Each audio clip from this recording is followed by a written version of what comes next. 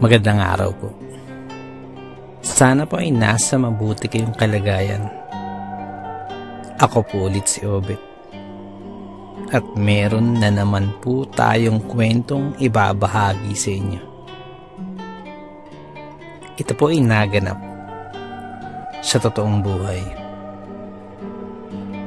Ito po ay ibinahagi ng isa sa ating tagapakinig. Sadya lamang po namin binago ang mga pangalan para mapangalagaan ang kanilang mga pamilya. Ito po ang kwento. Bata pa lamang ako. Pangarap ko nang maging sundalo. Kaya nung ako ay nasa hustong gulang na, talagang nagpursigi ako upang maging isang sundalo. Hindi naman nagtagal. At nakamit ko ang pangarap ko na yun. Nung ako'y maging sundalo, kung saang parte kami ng Pilipinas na destino. At isa sa napagdestinuhan ko, doon ko nakilala si Grace.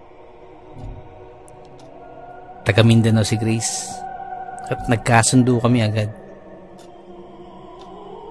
Naunawaan niya ang sitwasyon ko.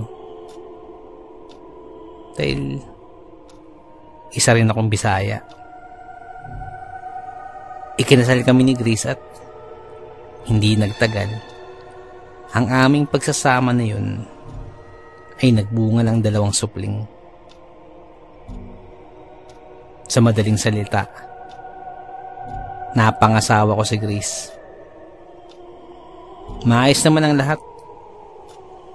Yun nga lamang, kaakibat ng pagiging sundalo ay ang mawawalay ka sa iyong pamilya.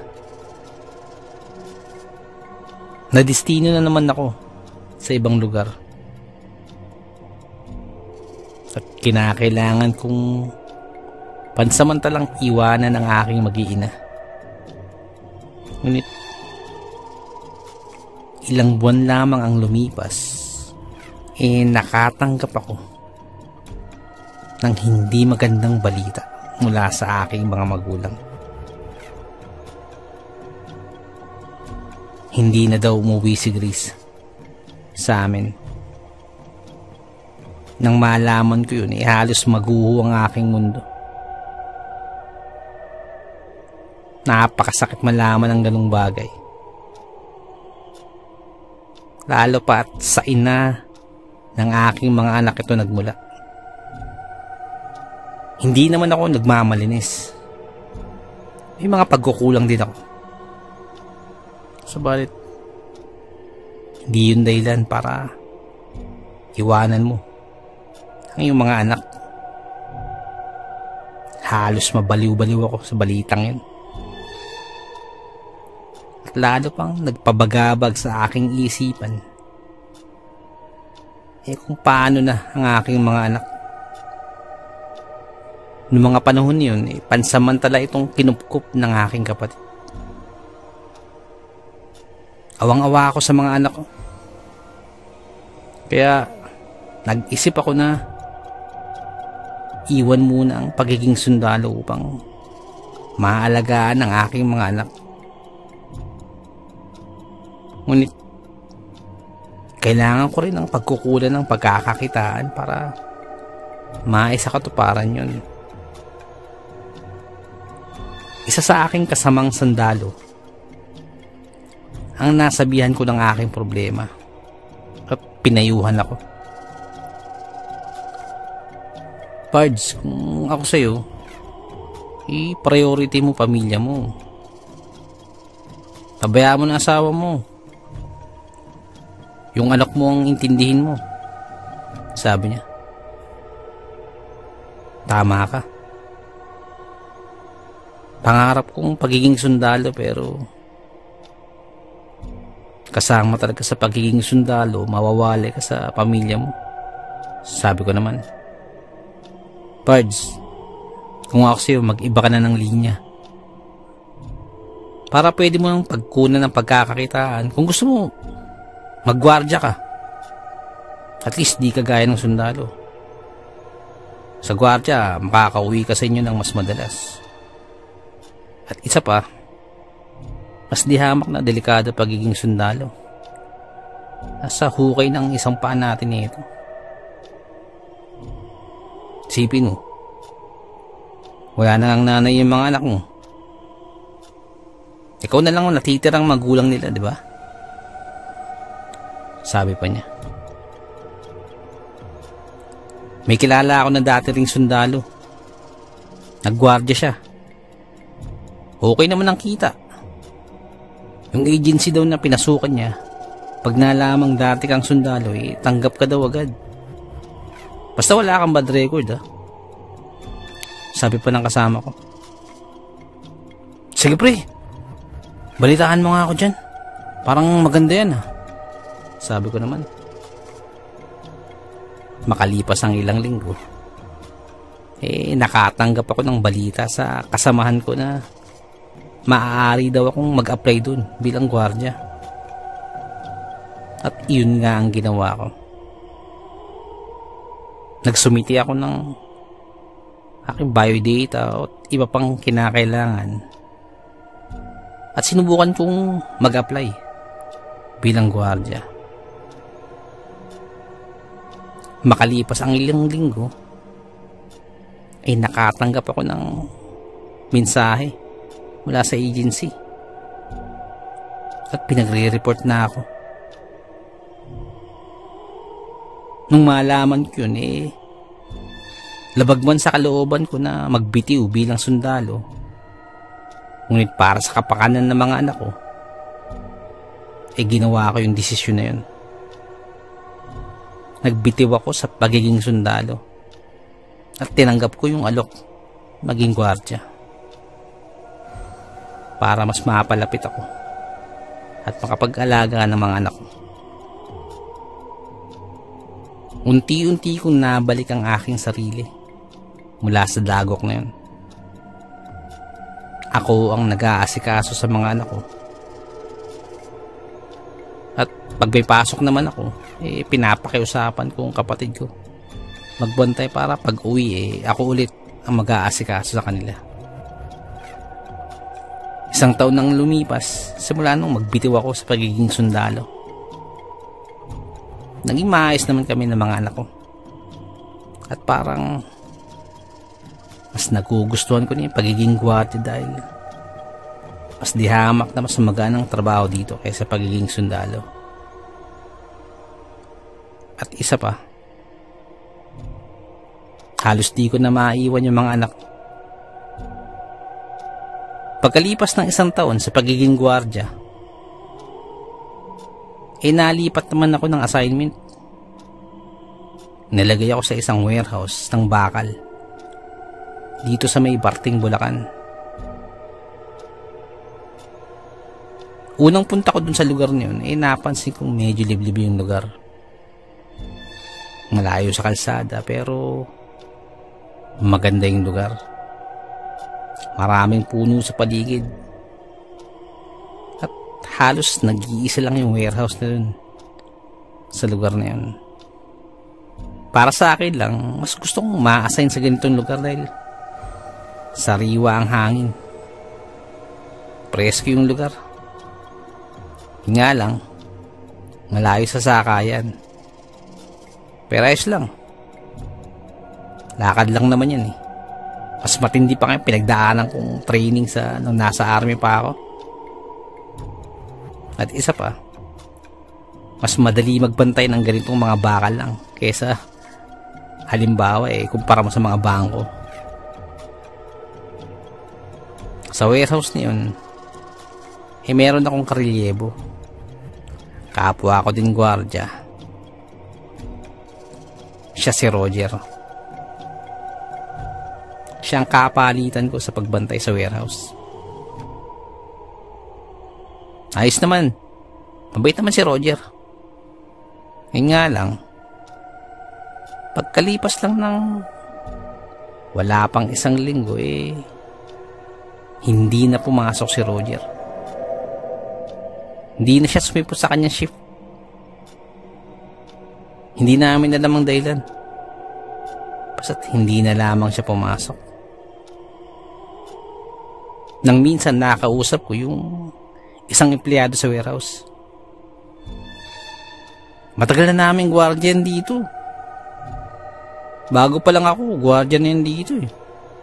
Nga lang, ba't kaya siya biglang umalis? Baka naman nag-away kayo. Tanong nito sa akin. Ay hindi sir. Nagkakausap lang kami ni Roger kapag magpapalit na kami ng ship. Maayos naman kami. Yun nga lang, kinabukasan tumawag na yung agency sa akin dahil wala daw nakashift ngayon dito. Sabi ko naman, doon ko lamang nalaman na kahit sila hindi alam na hindi lang pala talaga sumipot si Roger. Hindi namin alam kung nasa na to. Mga sumunod na araw ay may pumalit na kay Roger. Siya naman si Lito. Kumpara sa akin, matagal na din gwardiya si Lito. Kumbaga, veterano na sa larangan na to. Unang araw ng pasok ni Lito sa warehouse, nakakwentuhan ko na to bago pa kami magpalit ng shift. At napag-alaman ko rin na dati rin pala itong nasa army.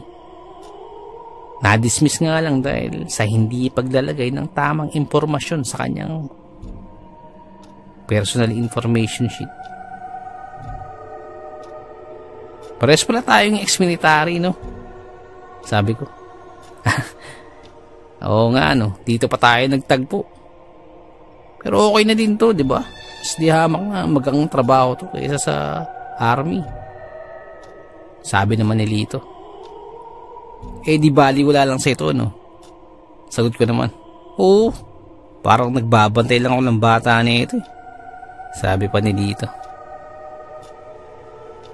Tapos nagpaalam na ako sa pagpalit namin. Pang-araw kasi ko nun. Kasi yung nakatoka sa panggabi. Pang night shift siya. Kinabukasan, inagahan ko ang pasok ko para makarating ng maaga sa warehouse. Parang gusto ko pa kasing makipagkwentuhan sa mga kapwa ko dating sundalo. Nakarating ako sa warehouse na maaga pa sa higit na inaasahan. Tipong magbubukang liwayway pa lamang nun. Kadalasan, ang gwardiya lamang ang natitira sa warehouse at ang mga empleyado nito umuwi na. Kaya pagkadating ko dun napansin ko na wala sa guard post si Lito. Baka siguro nag-roving lang o baka nasa loob. Kaya lumapit ako. Pagkalapit ko sa guard post, napansin ko na nagkalat ang mga gamit dito. Pati ang cellphone ni Lito naiwan dito. Nasa sahig lang. Pakiramdam ko parang may hindi magandang nangyari. Kaya inalerto ko agad ang sarili ko at inahanda ko agad ang dala kong baril. Kagayang nakagawian ko, nag-roving muna ako sa area. Sinecure ko muna yung area. At sinubukan kong ikutin yung palibot ng warehouse. Hindi naman gaano kalaki yung warehouse. Nasa 1,500 square meters lang naman ito. Madali lang ikutin. Ganun nga ang ginawa ko. Unti-unti kong niligid ang bakuran ng warehouse. Sinimulan ko sa gawing kaliwa. Halos payo ko at pagapang kong niligid ng warehouse habang hawak-hawak ang aking baril. Maingat Ngunit sa mabilis kong pamamaraan ginawa ito. Dahil baka sakaling nasa paligid pa ang salarin. Hanggang sa marating ko na ang likuran ng warehouse. Patuloy pa din ako sa pagligid. Sa gawing ito ng warehouse, ay tila wala namang nagbago simula nang huli ko tong makita kahapon. Ngunit nagpatuloy pa din ako sa aking ginagawa. Hanggang sa makaikot na ako at makabalik muli ako sa guard post malapit sa entrance. Halos walang nagbago sa paligid. Ngunit magpasa hanggang ngayon hindi ko pa rin nakikita si Lito. At lalo kong ikinabahala ay yung mga konting bahid ng dugo sa may guard station. At naroon din ang ilang basyo ng bala na nasa sahig. Kaya minabuti ko nang pasukin muna yung warehouse. Pagkatingin ko, nakalak naman ito. Yung pinto na ito mula sa loob. Kaya inilabas ko ang inisyo sa aking susi. At binuksan ko ang main door nito. Pagkabukas ko ng pinto, nakapatay pa ang mga ilaw sa loob ng warehouse. Habang nakikiramdam, sinisipat ko ang kaya kong masipat sa paligid. Madilim. Kaya inabot ko ang bukasan ng ilaw. Pagkaon ko dito, nagbabaka sakali akong nasa loob si Lito. Pagkabukas ko, mula sa aking kinakatayuan ay matatanaw mo na agad ang dulo ng warehouse. Wala gaanong nakalagay dito maliban lamang sa mga nakatambak na bakal at mga steel bars. Masusi at buong ingat kong niligid ang loob ng warehouse sa pagbabaka sakaling naroon si Lito at sakaling matugunan ang mga katanungan ko. Makalipas ang halos 30 minuto ng masusing pag-ikot sa loob ng warehouse, iniikot ko na rin pati mga opisina sa loob. Ngunit wala akong nakita kahit sino. Hindi ko natagpuan si Lito. Kaagad-agad ko yung inilagay sa aming logbook at inireport sa aming agency. Puro katanungan ang nasa isipan ko nun. At wala akong mahanap na sagot. Bukod kay Lito, wala naman ibang nawawala sa warehouse. Maging ang cellphone ni Lito ay hindi kinuha. Hindi ko muna ginagalaw yung kahit ano sa mga gamit niya. Dahil inaantay ko na magpadala na mag-iimbestiga ang aming ahensya. Mga ilang oras pa nag-antay ako na baka sakaling magpakita si Lito. Ngunit nagsimula na magpasukan yung mga tao sa warehouse. Ngunit wala ni isa na nakakita kay Lito. Nung araw din yun, nag-straight shift ako hanggang gabi dahil wala nga si Lito. Ako ang pumuno ng shift ni Lito na magpasa hanggang ngayon ay hindi ko alam kung nasaan na. At hanggang ngayon, wala pa ding pinapapunta yung agency namin para mag-imbestiga. Nagbabantay ako nun sa warehouse nang biglang may tumawag sa cellphone ni Lito. Kaya hindi ko alam kung dadamputin ko ba to o hindi.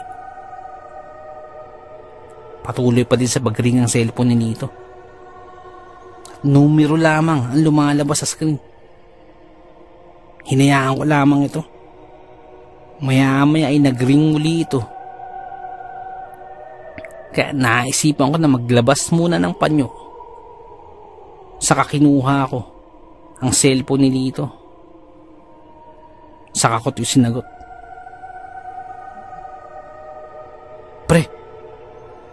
Pre, si Lito to. Si Dan ba to? Pre, ako to, si Lito. Sabi nung tumawag.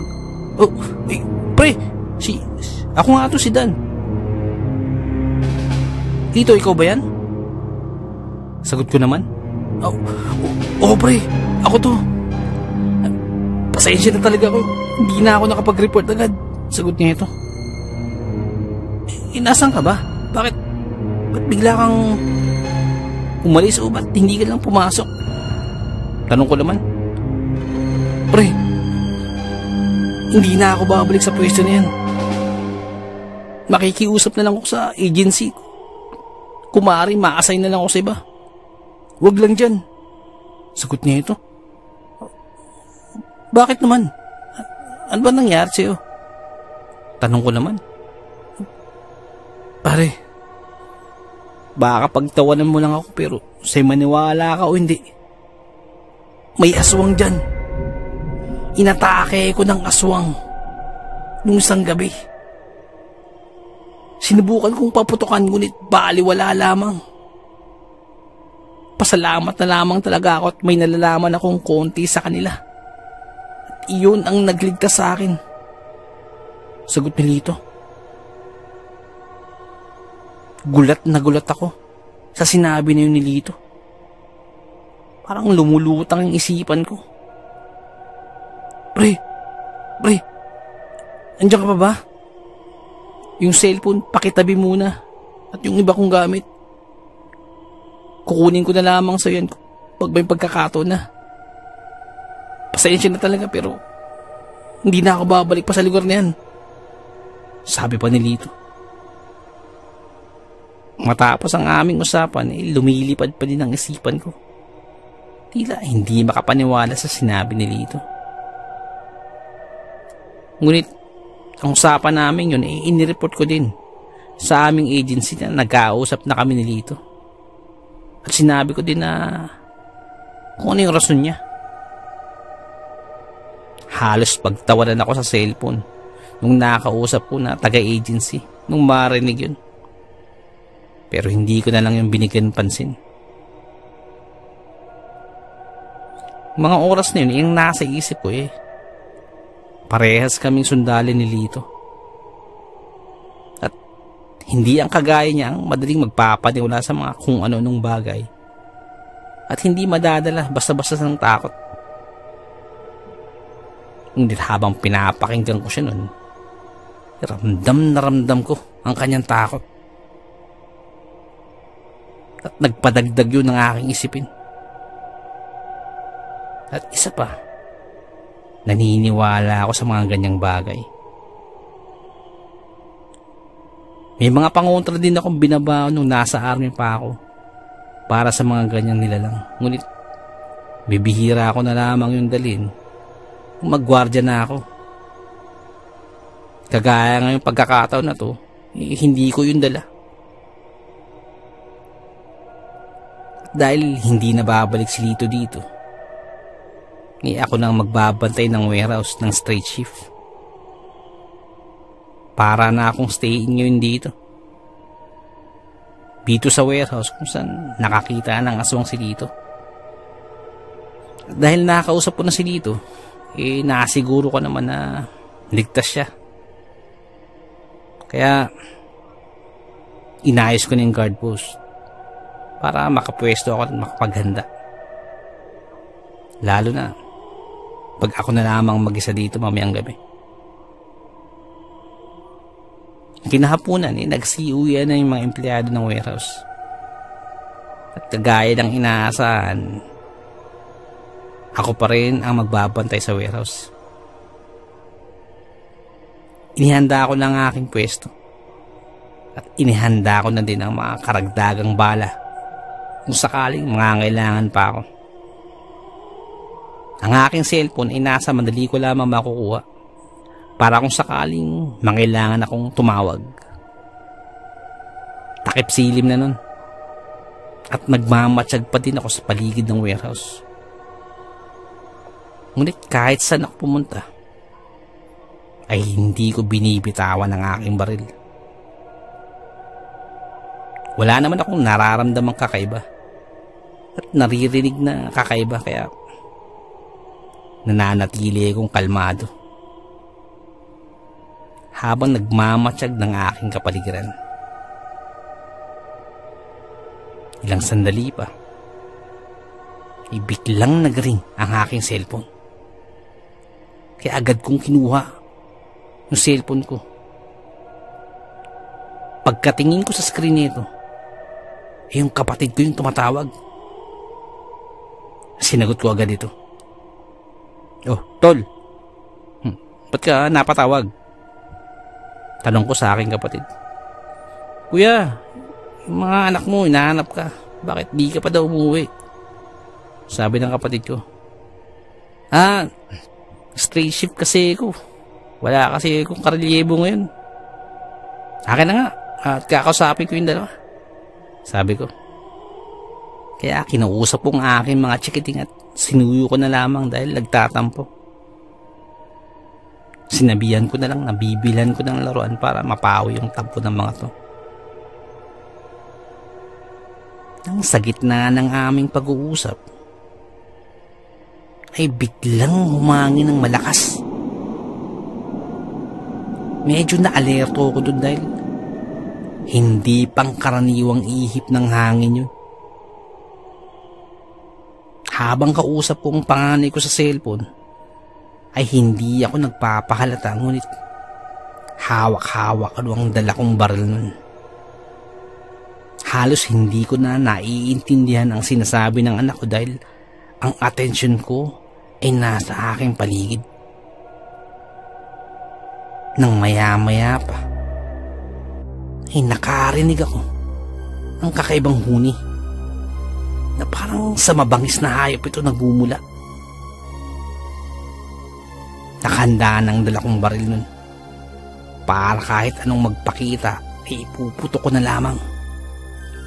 Ilang saglit pa ay kahit gusto pang makipag-usap ng aking anak, hinapilitan na akong magpaalam. Dahil sa isip-isip ko, hindi ako maaaring mawala para sa aking mga anak. Kinakailangan kong makauwi ng buhay para sa aking mga anak.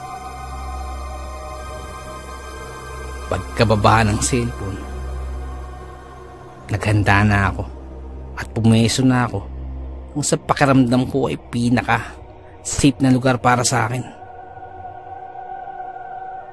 Nag-aabang na ako sa magiging sunod na hakbang ng nilalang na yun.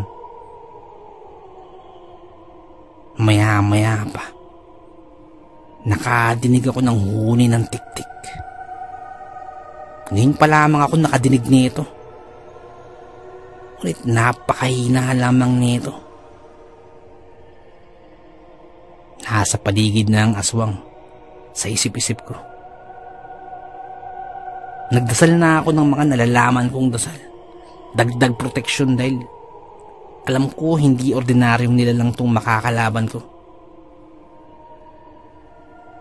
Maya-maya pa, parang may lumundag sa isang puno malapit sa warehouse. Parang tumalon ito, ngunit lintik ang bilis ng kilos na ito. Hindi mo makita, ngunit makikita mong umuuga talaga yung puno. Nang ilang saglit pa ay lumipat na naman ito sa kabilang puno habang papalapit ito sa pinapwestohan ko. Sumunod na lipat nito, nagpaputok na ako. Pinaputokan ko na yung puno kung saan ito huling dumapo. Mga ilang putok lamang yun bilang warning sa kanya. Habang nakakover ako, nagmamanman naman ako. Maya-maya pa, may narinig akong mga yabag. Ngunit wala akong nakikita. At ang mga yabag niyon ay papalapit sa akin.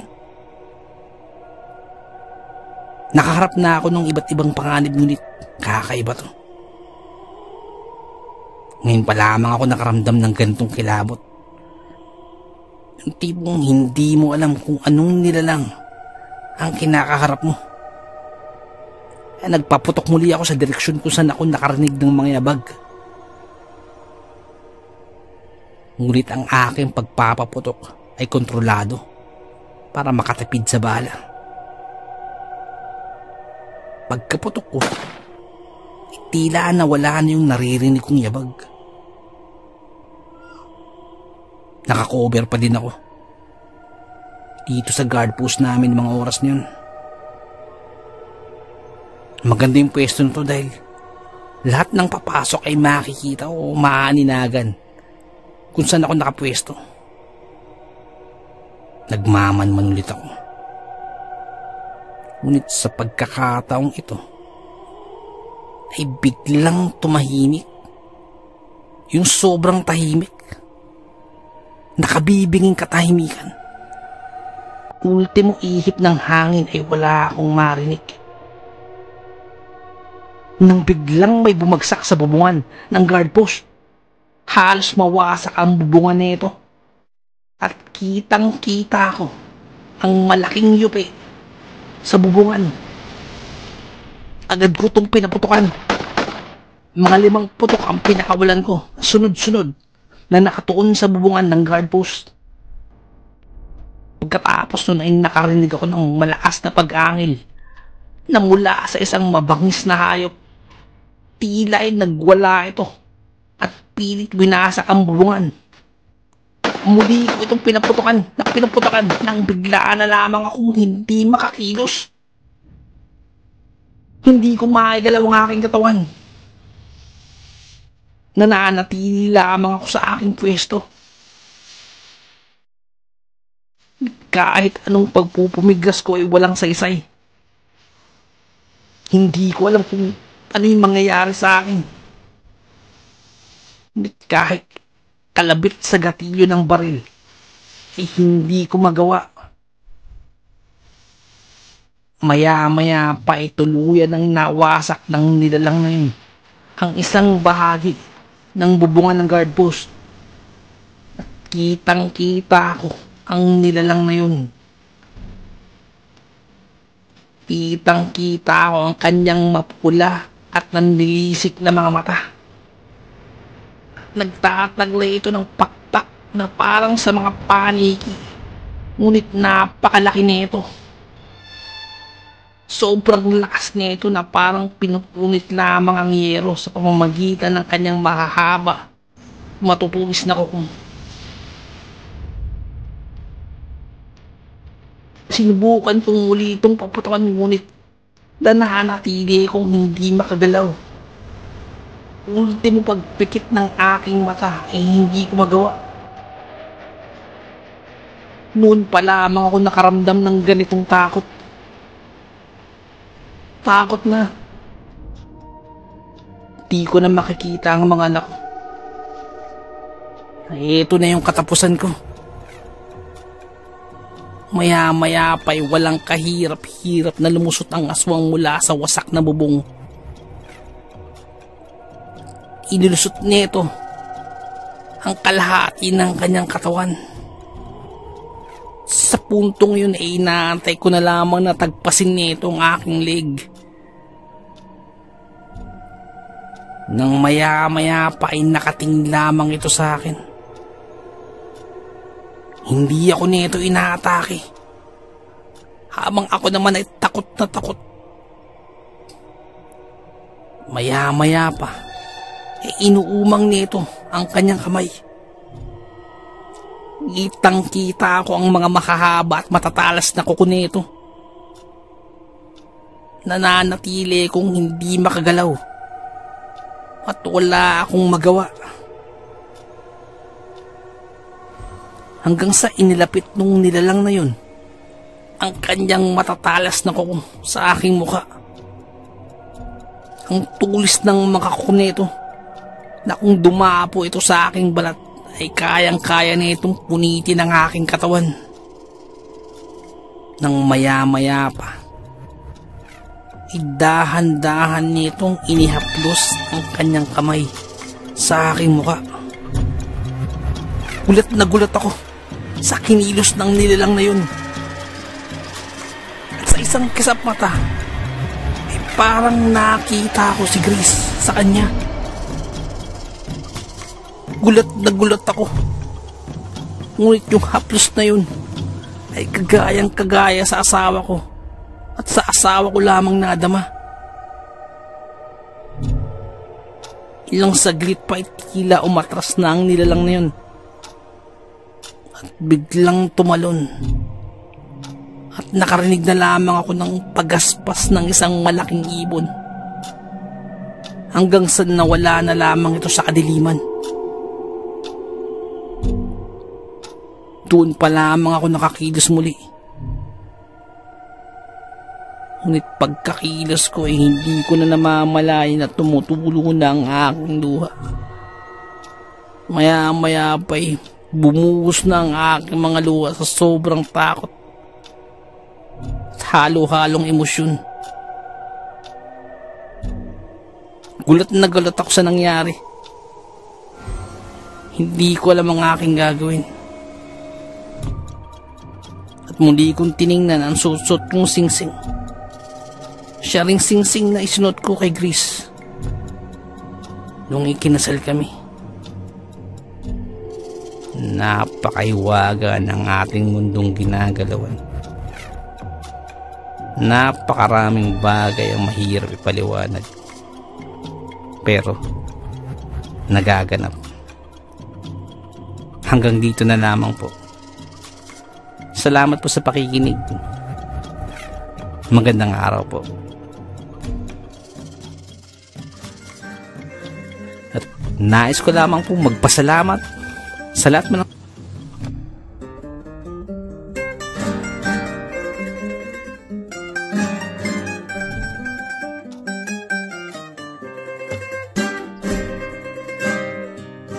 Nais ko lamang pong magpasalamat sa lahat po ng sumusuporta sa ating channel.